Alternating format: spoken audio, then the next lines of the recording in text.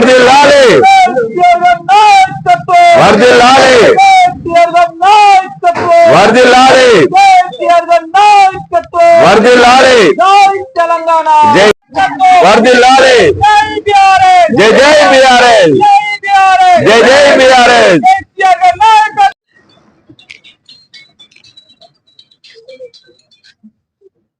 అందరికీ నమస్కారం. గత 18 నెలలుగా అధికారంలో ఉన్నటువంటి కాంగ్రెస్ ప్రభుత్వం ప్రజలకిచ్చిన హామీలను మరిచిపోయి ప్రజా వ్యతిరేక పాలనను కొనసాగిస్తూ మాది ప్రజా ప్రభుత్వం అని గూటకం మాటలు చెప్తూ తెలంగాణ ప్రజలను ఈరోజు వంచిస్తుంది. వారు ఇచ్చిన ఏ హామీ కూడా ఇంతవరకు పూర్తి స్థాయిలో అమలు కాలేదంటే వారు ఏ పరిస్థితిలో ఉన్నారో అర్థమవుతుంది. గృహ నిర్మాణ శాఖను కూడా నిర్వీర్యం చేసి దాదాపు 2 ఏళ్లు గడుస్తున్నా కానీ ఇంతవరకు ఏ ఒక్కరికి కూడా కొత్త గృహాన్ని ఇవ్వలేదు. రేషన్ కార్డులు అని చెప్పారు, అదో ప్రహసనంగా కొనసాగుతుంది. కేవలం ఓ రేషన్ కార్డు నుంచి పేరు తీసేస్తే ఇంకో రేషన్ కార్డులో యాడ్ అయింది తప్ప ఇంకా కొత్త రేషన్ కార్డులు ఇచ్చిన పాపాన పోలేదు. మరే పెన్షన్లు పెంచుతామన్నారు, 2000 4000 చేస్తా అన్నారు, 3000 6000 చేస్తా అన్నారు, మహిళలకు 2500 ఇస్తా అన్నారు, ఇంకేమో బూటక మాటలని చెప్పి అధికారంలోకి రావడం జరిగింది. కానీ ఆ ఏ ఒక్క మాటను కూడా అమలు పరచకుండా, ఏ ఒక్క హామీని కూడా అమలు పరచకుండా కేవలం వాళ్ళు వాళ్ళ సామ్రాజ్యాన్ని కొనసాగిస్తూ ప్రజలను వంచడం జరుగుతుంది. మరే ఈరోజు దాదాపు 40 సార్లు ఢిల్లీకి వెళ్ళిన ముఖ్యమంత్రి మరి ఈ రాష్ట్రానికి ఏం ఒరగబెడుతుండో, ఏం కొత్తగా చేసిండో అని చెప్పి ఈరోజు మేము ప్రశ్నిస్తున్నాం. ప్రజాపాలన అనుకుంటూ చెప్పుకుంటూ ప్రజలను వంచడమేనా మీ ప్రజాపాలన? ప్రజలను ఇచ్చిన హామీలను నెరవేర్చకపోవడమేనా మీ ప్రజాపాలన అని ఈరోజు మా మండల బీఆర్ఎస్ పార్టీ పక్షాన ప్రశ్నిస్తున్నాం. ఈరోజు వానలు చాలైనాయి, వర్షాలు పడుతున్నాయి, ఇప్పటికి కూడా మండలంలో మరి పూర్తి స్థాయిలో వడ్లు కొనలేని దుస్థితిలో ఉన్నారు. అంటే ఈ ప్రభుత్వం ఏ స్థాయిలో ఉందో అని చెప్పి నేను ప్రశ్నిస్తున్నాను. వడ్లు నిన్నటి వానకు ఉన్నత చీర్లాంచలా ఇంకా కొన్ని ప్రాంతాలలో నాని ఈరోజు మొలకలెత్తే పరిస్థితి వచ్చింది. మరి ఈ వడ్లు కూడా కొనలేని దుస్థితిలో ఈ ప్రభుత్వం ఉందంటే వారు ఏం పని చేస్తున్నారో అర్థమైంది. వడ్లు కొన్నోళ్ళకి కూడా ఇంతవరకు పైసలు పడలేదు, సన్న రకాలకు లాస్ట్ దాకా కూడా వాళ్ళను కొనడం లేదు. ఇలా ప్రతి ఒక్క వర్గాన్ని అన్యాయం చేస్తున్నారు. కొన్ని నెలల క్రితం బీఆర్ఎస్ పార్టీ పక్షాన మరి తంగలపల్లి ఎంఆర్ఓ ఆఫీసులో కలిసి మరి ఇసుక రవాణాకు అనుమతించండి, ఎప్పుడైనా నిర్మాణాలు జరిగేది ఎండాకాలంలో ప్రైవేటు వ్యక్తులు బాగా ఇబ్బంది పెడుతున్నారు, ఇళ్ల నిర్మాణానికి సుతారులు పని లేక ఇబ్బంది పడుతున్నారు, కూలీలకు పని దొరుకుతలేదు, ఇప్పటికైనా వాళ్ళకి పని కల్పించే దిశగా ఇసుకను తంగలపల్లి ఇసుక రీచ్ను ప్రారంభించి తంగలపల్లి అవసరాలకు ఇసుకనియ్యండి అని చెప్పి మేము విజ్ఞప్తి చేయడం జరిగింది. మేమందరం కలిసి నెల రోజులైనప్పటికీ కూడా ఇప్పటికీ దాని మీద ఏ మాత్రం చర్యలు లేకుండా వాళ్ళు నత్తనడక నడిపిస్తున్నారు ఈ అధికారులు.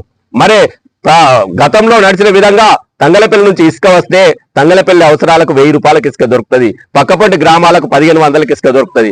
కానీ ఈ రోజు సిరిసిల్ల సాయినగర్ నుంచి మరి అమాసకు ఒక్క రోజు, పుణ్యానికి ఒక రోజు, నెలకు 2 సార్లు ఇవ్వడం వల్ల తంగలపల్లిలోనే 3500 4000 పెట్టి ఇసుక కొనుక్కోవాల్సిన దుస్థితి ఉంది. మరి మీరు ప్రజాపాలన ఇది ఎలా అవుతుంది అని చెప్పి నేను కాంగ్రెస్ నాయకులను ప్రశ్నిస్తున్నాను. ఏమన్నా అంటే మాది ప్రజాపాలన అంటారు, మరి ఇది ప్రజాపాలన ఎలా అవుతుంది? నెల రోజులైనా మీరు చర్య తీసుకోరా? నెల రోజుల నుంచి ఆ వినతి పత్రం ఇచ్చినా కానీ ఇప్పటికి ఇసుక చాలు చేస్తే రేపు వానలు పడ్డ తర్వాత వాగులోకి నీళ్ళు వచ్చిన తర్వాత ఇంకా ఇసుకకు మరి 5000కు కొనుక్కోనా 10,000కు కొనుక్కోనా అటువంటి దుస్థితి ఏర్పడుతుంది. ఇప్పటికైనా అధికారులు మేల్కోవాలి. మీ పార్టీ నాయకులు మీకు ఏం చెప్తుర్రో, ఎటువంటి సూచనలు ఇస్తుర్రో తెలుస్తలేదు. మీరు ఇప్పటికైనా మేల్కోనండి, మా తంగలపల్లి మండల అవసరాల కోసం స్థానిక ఇసుకను సప్లై చేయండి అని ఈ సందర్భంగా మేము డిమాండ్ చేస్తున్నాం. ఇలా చూసుకుంటూ పోతే ఏ ఒక్క కార్యక్రమాన్ని సరి అనే రీతిలో చేయకుండా ప్రజలను వంచడమే ధ్యేయంగా పెట్టుకొని ఇంకేమన్నా ఉంటే రోజు ప్రెస్ మీట్ పెట్టి బీఆర్ఎస్ నాయకులను బీఆర్ఎస్ కార్యకర్తలను తిట్టడమే ఒక విధిగా పెట్టుకున్నారు ఇక్కడి కాంగ్రెస్ నాయకులు. నేను కాంగ్రెస్ నాయకులను ప్రశ్నిస్తున్నాను, మీరు చేసిన ప్రజా వ్యతిరేక పనులను మేము ప్రశ్నిస్తున్నాం. ప్రజలకు ఇచ్చిన హామీలను అమలుపరచకపోతే వాటిని అమలుపరచమని మేము డిమాండ్ చేస్తున్నాం. మరి అటువంటప్పుడు మీరు రోజు ప్రెస్ మీట్ పెట్టి ఇది ఇట్లా అది అట్లా అనుకుంటూ చెప్పుకుంటూ మరి మీరు అధికారంలో ఉన్నారా ఇంకా ప్రతిపక్షంలో ఉన్నారా? మీరు మేము చెప్పినవి, మేము కోరినవి, మేము వినతి పత్రాలు ఇచ్చినవి, మేము డిమాండ్ చేసినవి ప్రజలకు తీర్చాల్సిన అవసరం మీ పైన ఉంది. కానీ మా మీద రోజుకో విమర్శ చేసుకుంటా మీరు ఇట్లా మరట్లా, అరే మీరు మేము ఎట్లా అయిందో ఏం కాతున్నాం, మీకు అధికారం వచ్చింది. అధికారం వచ్చినాక కూడా మీరు పనులు చేయకుండా మా మీదనే తిట్టుకుంటా మమ్మల్నే తిట్టుకుంటా ఉంటారా? ఇది ఎంతవరకు సమంజసమని ఈ కాంగ్రెస్ నాయకులను ప్రశ్నిస్తున్నారు. ఇప్పటికైనా కాంగ్రెస్ నాయకులు కళ్ళు తెరవండి, అధికారులకు విన్నవించండి, స్థానిక అవసరాలకు సంబంధించిన ఇసుకను సప్లై చేయండి, ఇంకా అధికారులకు వివరించండి, వడ్ల కొనుగోలును పూర్తి చేయండి, మొలకెత్తిన వడ్లను కూడా పూర్తి స్థాయిలో కొనండి, వాళ్ళ డబ్బులు తొందరగా వచ్చేటట్టు చూడండి. ఇలా ప్రతి ఒక్క కార్యక్రమాన్ని వెనుకబడి పనిచేసి మీరు మంచి పేరు తెచ్చుకోవాలి. కానీ ఏమన్నంటే కేవలం పేరుకు ప్రజాప్రభుత్వం అని చెప్పుకుంటూ ప్రజలను వంచడం జరుగుతుంది. ఇది మంచి పద్ధతి కాదు అని చెప్తున్నాను. అలాగే మొన్న సిరిసిల్లలో జరిగిన సంఘటన ఏంటి? కాంగ్రెస్ నాయకులంతా ఓ ర్యాలీగా బయలుదేరి ముఖ్యమంత్రి ఫోటో పట్టుకొని వచ్చి కేటీఆర్ కార్యాలయంలో పెడతామని వచ్చారు. ఎందుకు వచ్చారు? అంతకుముందు మా నాయకులందరూ ప్రోటోకాల్ పాటించండి, అధికారిక కార్యక్రమాలలో ఫ్లెక్సీలో ఫోటో వేస్తే కేటీఆర్ స్థానిక నాయకుడు స్థానిక ఎమ్మెల్యే ఫోటో వేయండి అని చెప్పి ఎస్పీ గారికి వినతి పత్రం ఇచ్చి కలెక్టర్ గారు చర్యలు తీసుకోవాలి ఇటువంటిది అని చెప్పి చెప్పడం. ఆ కలెక్టర్ గారే స్వయంగా మరి అనధికార వ్యక్తిని పక్కకు తీసుకొని పక్కకు పెట్టుకొని కార్యక్రమాలు నిర్వహిస్తున్నాడు.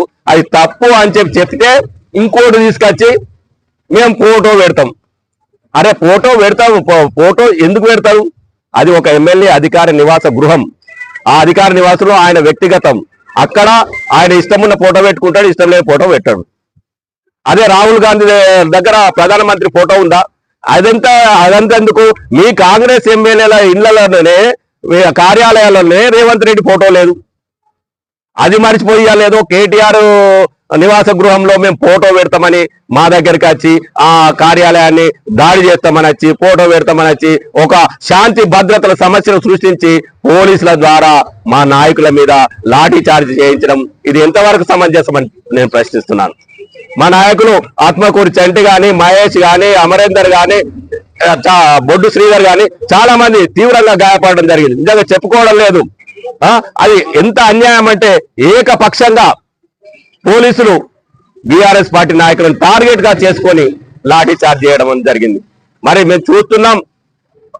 ప్రశ్నించినందుకు ఇలాంటివి ఇస్తాం అంటే మరి మేము గత 10 ఏళ్ళలో ఎప్పుడు కూడా ఇలాంటి కార్యక్రమాలు చేయలేదు, ఇలాంటి పనులు చేయలేదు. కేవలం ప్రజా సమస్యలపైనే పనిచేసిన తప్ప ఇటువంటి కార్యక్రమాలు చేయలేదు. ఇప్పటికైనా నాయకులు గాని అధికారులు గాని దయచేసి ఆలోచన చేయండి. మేము చేసిన దానిలో మేము అడిగే దానిలో నిజముందా లేదా, మేము అడిగే డిమాండ్లలో నిజముందా లేదా అని పరిశీలించాలి తప్ప దానికి ఇంకోటి ఏదో కొండి పెట్టుకొని వచ్చి ఇంకేటో చేసి ఇట్లా చేస్తాం అట్లా చేస్తామని చెప్పి శాంతి భద్రత సమస్యలు సృష్టించి బీఆర్ఎస్ నాయకులను టార్గెట్ గా చేసుకొని దాడులు చేస్తామంటే దయచేసి ఇది మంచి పద్ధతి కాదు. బీఆర్ఎస్ నాయకులు మీరు 10 మంది ఉంటే మేము 100 మంది ఉన్నాం. మరి ఈ కొట్లాటకు పోతే శాంతి భద్రతకు క్షీణించి రేపు పొద్దుగాల భవిష్యత్ తరాలకు మంచి మార్గం చూపెట్టము, మంచి పనులు చూపెట్టము. అటువంటిది మంచిది కాదు అని చెప్తున్నాం. మీరు మేము కోరుతాం, మేము ప్రత్యక్ష దాడులు చేస్తామంటే అది మంచి పద్ధతి కాదు. పోలీసులు కూడా అటువంటి మాటలు మాట్లాడుతున్న వాటిపై చర్యలు తీసుకోవాలని మేము డిమాండ్ చేస్తున్నాం. ఇప్పటికైనా కాంగ్రెస్ నాయకులు, ప్రభుత్వ అధికారులు ప్రజా సమస్యలమైన దృష్టి పెట్టి వాటిని పరిష్కరించడానికి ప్రయత్నం చేయండి అని చెప్తున్నాం. లేని పక్షంలో ఈ ప్రభుత్వం అని చెప్పుకుంటున్న ఈ కాంగ్రెస్ పార్టీ చేస్తున్న అవినీతి కార్యక్రమాలే గాని పనికిరాని కార్యక్రమాలే గాని వీటన్నిటి మీద కూడా బీఆర్ఎస్ పార్టీ ఎప్పటికప్పుడు ప్రశ్నిస్తూనే ఉంటుందని తెలియజేస్తున్నాం. రేషన్ కార్డు ఇవ్వలేదని చెప్పేసి మాట్లాడుతున్నాం. 9 సంవత్సరాల కాలంలో మీరు ఎన్ని రేషన్ కార్డు ఇచ్చారో చెప్పగలుగుతారా? మా ప్రభుత్వం కూడా రేషన్ కార్డులు ఇచ్చింది అనేది 100% నిజం. కానీ లెక్కలు నా దగ్గర లేవు. కంపల్సరీ మా ప్రభుత్వం కూడా రేషన్ కార్డులు ఇచ్చింది. ఇచ్చడానికి నిదర్శనం చూపెట్టంటే రేపు పొద్దుగాల నేను మా 2009 నుంచి 2024 వరకు ఇచ్చిన రేషన్ కార్డులను నేను ఆధారంతో సహా రేపు చూపెడతా. 9 సంవత్సరాల కాలంలో ఇచ్చిన హామీలను కూడా పూర్తి స్థాయిలో నెరవేర్చలేరని చెప్పి కాంగ్రెస్ పార్టీ ఆరోపిస్తుంది. 99% చెప్పని కార్యక్రమాలను చేసినాం. మేము రైతు బంధు ఇస్తా అని చెప్పలేదు హామీ, రైతు బంధు ఇచ్చినాం. రైతు బీమా ఇస్తా అని లేదు, ఇచ్చినాం. కళ్యాణ లక్ష్మి ఇస్తా అని చెప్పలేదు, కళ్యాణ లక్ష్మి ఇచ్చినాం. షాదీ ముబారక్ ఇచ్చినాం. బతుకమ్మ చీరలు పెట్టి సిరిసిల్ల కార్మికులకు పని కల్పించినాం. ఆ చీరలను రాష్ట్రమంతా మహిళలకు వంచినాం. అలా చెప్పని కార్యక్రమాలు వందల సంఖ్యలో చేసినాం. ఏదన్నా చెప్పి ఒకటో రెండో తప్పినాయి కావచ్చు, కానీ వందల సంఖ్యలో మేము ఇయ్యని హామీలను కూడా నెరవేర్చి ప్రజల మనసును చూరగొనడం జరిగింది. ప్రోటోకాల్ విషయంలో కూడా చాలా సార్లు మీరు కూడా అతిక్రమించి ప్రోటోకాల్ లేకుండానే మీరు కూడా చేసి నాయకులే వివరించారని చెప్పి. ఓకే, ప్రోటోకాల్ అనేది ఒక జిల్లా అధికారి పక్క నుండి కూడా విస్మరిస్తే అది ఎంతవరకు సమంజసం? ఎక్కడో టిఆర్ఎస్ ప్రభుత్వం కూడా ఉన్నప్పుడు కూడా అధికారులను విస్మరించి కూడా లేదు, అధికారులను విస్మరించి ఎక్కడే మా ప్రజాప్రతినిధులంతా మా పార్టీ వాళ్ళే ఉన్నారు. లోకల్ జిల్లా అధ్యక్షులు అధికారులను కూడా పక్కన పెట్టుకొని చేయలేదు అటువంటి కార్యక్రమాలు చేయలేదు. మా మండలి వరకు మా ప్రజాప్రతి, మా జడ్పీటీసీ ఉండే, మా ఎంపీపీ ఉండే, మా సర్పంచ్లు మా వాళ్ళే, మా ఎంపీటీసీలు మా వాళ్ళే, ప్రతి నాయకుడు కూడా సింగిల్ విండో చైర్మన్ ప్రతి ఒక్కరు కూడా మా నాయకులే ఉన్నారు. వాళ్ళ ద్వారానే వాళ్ళ కార్యక్రమాలు నడిచేది తప్ప వేరే నేను పార్టీ ప్రెసిడెంట్ గా 4-5 సంవత్సరాలు ఎక్కడ కూడా పోయి కొబ్బరికాయ కొట్టలే, ఎక్కడ కూడా అది చేయలే. నేనే తాగుతురు, వీళ్ళే పోయి కొబ్బరికాయ కొడుతురు, వీళ్ళే పోయి అది చేస్తున్నారు. ఇది ఎంతవరకు కరెక్ట్? ప్రజాప్రతినిధితో పాటు మీరు పోతే సరే, మీ పార్టీ అధికారంలో ఉంది కాబట్టి మీరు పక్కన ఉన్నారు అని నేను అనుకుంటా. కానీ వాళ్ళెవరు లేకుండా, మీ ప్రజాప్రతినిధి లేకుండా, మీకు ఎవరు లేకుండా ఒక అధికార పార్టీ కార్యకర్త పోయి కొబ్బరికాయ కొట్టడం ఎంతవరకు సమంజసం? ఇది ఏ ప్రోటోకాల్ కిందకి వస్తుంది? అది అధికారులు దగ్గరుండి విస్మరించడం ఎంతవరకు సమంజసం? ఇటువంటి కార్యక్రమాలు ఇవి కూడా మంచి కాదు. మంచి కానప్పుడు మేము అడుగుతున్నప్పుడు అరే మేమేదో వేసుకుంటున్నాం అని చెప్పి సపరేట్గా మీ పని మీ పేరు చేసుకుంటే మొక్కున్నాం. కానీ ఇంకో కొండి పెట్టుకొని మా బీఆర్ఎస్ పార్టీ ఎమ్మెల్యే కార్యాలయంలో మేము తీసుకొచ్చి ఫోటో పెడతామని ఇంకో శాంతి భద్రత సమస్య సృష్టించడం ఇది ఎంతవరకు సమంజసమని అడుగుతున్నాం. అది కరెక్ట్ కాదు. అటువంటి వాటిని మేము వ్యతిరేకిస్తామని చెప్తున్నాం. ప్రభుత్వ కార్యక్రమాలలో స్థానిక ఎమ్మెల్యే ఫోటో పెట్టారని చెప్పేసి ఒక ఆరోపణ చేస్తున్నారు. ఓకే, గతంలో మీ ప్రభుత్వం అధికారం ఉన్నప్పుడు జిల్లాలలో ప్రొఫెసర్ జయశంకర్ విశ్వవిద్యాలయ వ్యవసాయ కళాశాల ప్రారంభోత్సవంలో ప్రొఫెసర్ జయశంకర్ ఫోటోనే లేదు. అప్పుడు మీరే ప్రొఫెసర్ జయశంకర్ పేరుతోనే కళాశాల పెట్టడం జరిగింది. ఆ ముంగట బోర్డు మీదనే ఆయన పేరు పెద్ద అక్షరాలతో పెట్టడం జరిగింది. ముంగట ఉంది. ఏదో పార్టీ నాయకులు పెట్టిన ఫ్లెక్సీలలో జయశంకర్ ఫోటో లేకపోవచ్చు, కానీ ప్రభుత్వం పెట్టిన ఫ్లెక్సీలో కంపల్సరీ ఉంటది కంపల్సరీ ఉంటది. ఆయన పేరు మీదే పెట్టింది కదా. ఆయన పేరు ఇప్పుడు ఆయనను అంత గౌరవించి ఇంత పెద్ద కార్యక్రమానికి కేటీఆర్ గారు ఆయన పేరును ప్రత్యేకంగా తీసుకొచ్చి పెట్టడం జరిగింది. ఫోటో గతంలో